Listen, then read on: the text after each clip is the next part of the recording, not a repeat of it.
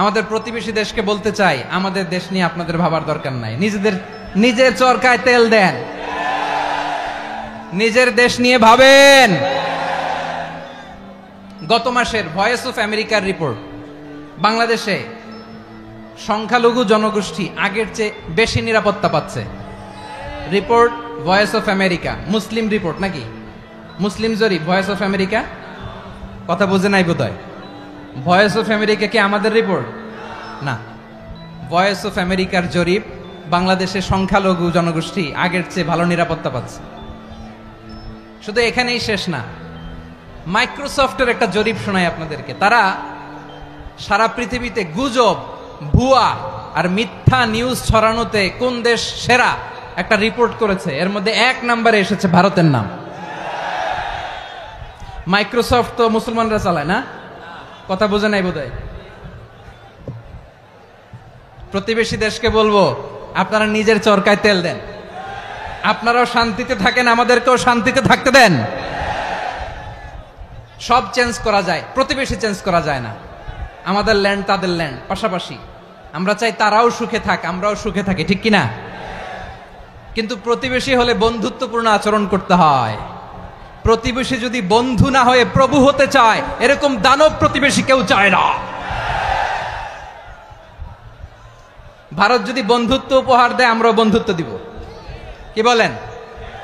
তারা যদি বন্ধুসুলভ আচরণ করে, আমরাও বন্ধুত্ব উপহার দেব। কারণ আমাদের পররাষ্ট্র নীতি হচ্ছে সবার সাথে বন্ধুত্ব, কারোর সাথে বৈরিতা নয়। আলহামদুলিল্লাহ বলেন, কত চমৎকার পলিসি আমাদের। আমরা নির্বিবাদী, আমরা বাংলাদেশিরা শান্তিকামী। We are proud of that. এজন্য আমরা গর্ববোধ করি। আমাদের পররাষ্ট্র নীতি সবার সাথে বন্ধুত্ব, কারোর সাথে শত্রুতা নয়। তাই প্রতিবেশী দেশকে বলবো, আমার ভাইয়েরা, আপনারাও আমাদের ভাই। বন্ধুত্ব দিলে বন্ধুত্ব পাবেন। বন্ধুত্ব ইজ ওয়েলকাম, দাদাগিরি নয়। বন্ধুত্ব ওয়েলকাম, দাদাগিরি নয়। Loud and clear.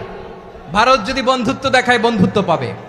কিন্তু ভারত যদি বাংলাদেশে আধিপত্যবাদ বিস্তার করতে চায়, বাংলাদেশের 18 কোটি জনগণ সেটা রুখে দেবে।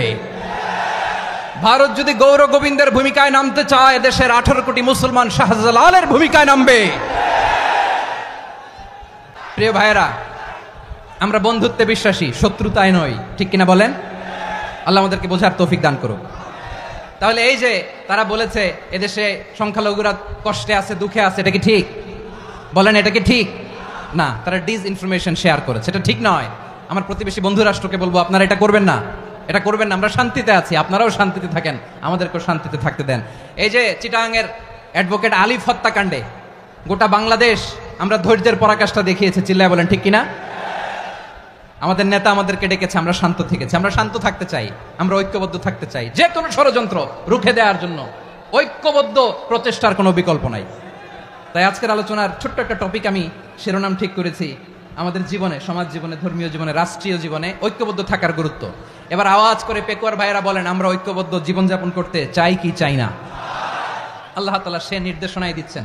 আল্লাহ তাআলা ইরশাদ করছেন, ওয়া'তাসিমু বিহাবিলিল্লাহি জামিআন ওয়া লা তাফাররাকু ওয়াযকুরু নি'মাতাল্লাহি আলাইকুম إذ كنتم أعداء فألف بين قلوبكم فأصبحتم بنعمته إخوانا وكنتم على شفا حفرة من النار فأنقذكم منها كذلك يبين الله لكم آياته لعلكم تهتدون الله أكبر পড়েন।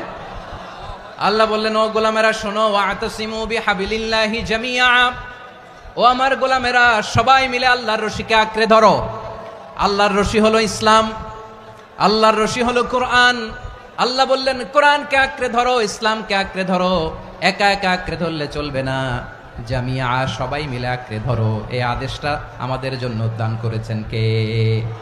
আল্লাহ তাআলার নির্দেশ, ওয়া'তাসিমু বিহাবলিল্লাহি জামিআ, সবাই মিলে আল্লাহর রশিকে আঁকড়ে ধরো। হাবলুল্লাহ মানে আল্লাহর রশি। হাবলুল্লাহ মানে কি? রশি। এই হাবলুল্লাহ আল্লাহর রশি বা আল্লাহর রজ্জু দ্বারা উদ্দেশ্য হচ্ছে ইসলাম। আল্লাহর রশি দ্বারা উদ্দেশ্য কি?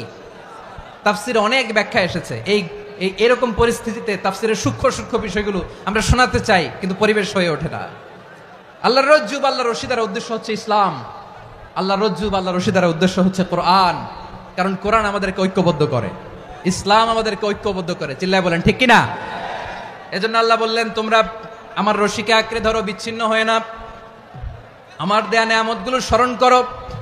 যখন তোমরা ছিলে শত্রু, তোমাদের মধ্যে হৃদয়ে আমি আল্লাহ ভালোবাসা ঢেলে দিলাম, ফলে তোমরা সবাই ভাই ভাই হয়ে গেলে। তোমরা সবাই ছিলে জাহান্নামের কিনারায়, জ্বলন্ত অগ্নিকাণ্ডের পাশে। আমি আল্লাহ দয়া করে ঈমানের বদৌলতে তোমাদেরকে আগুন থেকে ফেরালাম। আমি আল্লাহ দয়া করে তোমাদেরকে জান্নাতের পথ দেখিয়ে দিলাম। সুবহানাল্লাহ পড়েন। এমন পথ দেখালাম যেই পথ তোমাদেরকে জান্নাতে নিয়ে যাবে, পথের দিশা তোমরা পাবে। লাআল্লাকুম তাহতাদুন। প্রিয় ভাইরা, তাহলে আমাদের যে ঐক্যবদ্ধ থাকতে হবে, এই নির্দেশটা কার? নাকি মন মতো আমি বানায় বলতেছি? আওয়াজ করে বলুন, নির্দেশটা কার? আল্লাহর। তাহলে আমাদেরকে ঐক্যবদ্ধ জীবন যাপন করতে হবে। প্রিয় ভাইরা, ইসলাম আমাদেরকে ঐক্যবদ্ধ করে। ইসলাম আমাদেরকে কি করে? সংঘবদ্ধ করে, ঐক্যবদ্ধ করে। বিচ্ছিন্ন হওয়া যাবে না। বিরোধ, বিচ্ছিন্নতা, মতানৈক্য, এগুলো আমাদেরকে ধ্বংস করে, আমাদেরকে দুর্বল করে। আর আমাদের ঐক্যবদ্ধ প্রচেষ্টা আমাদেরকে বিজয়ের দিকে এক ধাপ এগিয়ে নেয়। চিল্লায় বলেন ঠিক কিনা? এজন্য আল্লাহ বললেন, ওয়া'তাসিমু বিহাবলিল্লাহি জামিআ। তোমরা আল্লাহর রশিকে আঁকড়ে ধরো, তোমরা ঐক্যবদ্ধ জীবন যাপন করো, তোমরা বিচ্ছিন্ন হইও না। বিচ্ছিন্ন হইলে লস, ঐক্যবদ্ধ হলে সেখানে কল্যাণ আছে না নাই? মাইকে কি সমস্যা হয়েছে কোনো? তোমাদের আগে ইহুদি নাসারারা যারা ধ্বংস হয়েছে, আমার গজবে উপনীত হয়েছে, দুইটা কারণ ছিল। নাম্বার 1, কাসরাতু মাসাইলিহিম, বেশি প্রশ্ন করত, প্রয়োজনে অপ্রয়োজনে নবীরে প্রশ্ন করে আটকাইতে চাইতো, এরকম ডাকাত ছিল তারা। 2 নাম্বার কারণ, ওয়াখতিলাফুহুম আলা আম্বিয়াইহিম, ইখতিলাফ করার কারণে, বিভেদের কারণে, পারস্পরিক বিরোধে জড়ানোর কারণে তারা ধ্বংস হয়েছে। এখন বলেন, আমরা কি আল্লাহর গজব চাই? আমরাও কি তাদের মতো ধ্বংস হতে চাই? এজন্য আল্লাহ তাআলা সূরা আল ইমরানের 105 নম্বর আয়াতে বললেন, ওয়ালা তাকুনু কাল্লাযীনা তাফাররাকু ওয়াখতালাফু মিন বা'দি মা জাআহুমুল বাইয়িনাত ওয়া উলাইকা লাহুম আযাবুন আযীম। খবরদার, প্রমাণ পাওয়ার পরেও, দলিল নাজিল হওয়ার পরেও যারা বিরোধ করেছে, ইখতিলাফ করেছে, বিচ্ছিন্ন হয়েছে, খবরদার তোমরা তাদের মতো হয়ো না। যদি তাদের মতো হও তাহলে জেনে রাখো, ওয়া উলাইকা লাহুম আযাবুন আযীম, তাদের জন্য আমি মর্মন্তুদ শাস্তি প্রস্তুত করে রেখেছি। যারা বিচ্ছিন্ন হয়েছে, বিরোধ করেছে, তারা কারা? ইহুদি নাসারারা। এই আয়াতের তাফসীরে কাল্লাযীনা তাফাররাকু ওয়াখতালাফু, যারা বিচ্ছিন্ন হয়েছে, বিরোধ করেছে, তারা কারা? মুফাসসিরিন ইকরাম বলেছেন তারা ইহুদি নাসারারা। আওয়াজ করে বলুন তো, তারা কারা? ইহুদি নাসারারা। বিষ্ণু ঈসা ইসলাম সুনানে আবু দাউদ এবং তিরমিজির হাদিসে বলেন, ইফতারাকাতিল ইয়াহুদু আলা 71 ফিরকা, ইহুদিরা 71 দল হয়েছে। ইখতিলাফ করতে করতে কয় দল?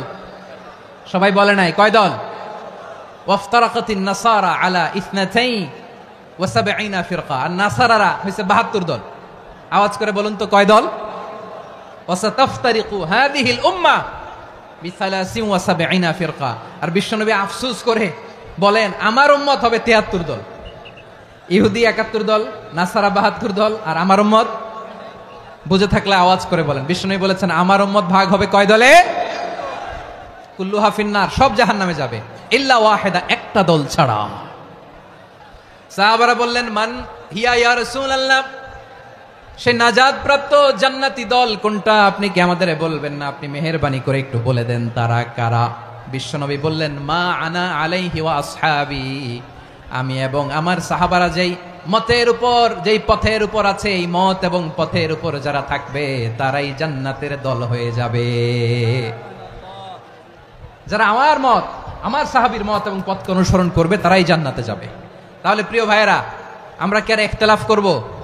কাদা ছোড়াছুরি করব? করবেন না যে বোঝাই তো যাচ্ছে দৃশ্য দেখে। ধাক্কাধাক্কি যে আপনারা করবেন না। আপনাদের এই যে আমলনামা তো আমার কাছে আছে। পেকুয়ার ভাইয়েরা, এটা তো আমার ওয়ার্ম আপ প্রোগ্রাম। আমার বিভাগীয় প্রোগ্রাম হচ্ছে 8 বিভাগে 8টা। কয়টা? এটা কেন নিলাম? নেয়ামতুল্লাহ নিজামীর জ্বালা থেকে বাঁচার জন্য নিলাম। ওর জ্বালাতনে ও পারে না মালয়েশিয়া থেকে আমরা টেনে নিয়ে আসি। চার্টার ফ্লাইট ভাড়া করে পারে না নিয়ে আস। এমন কোনো মাধ্যম নাই, এমন কোনো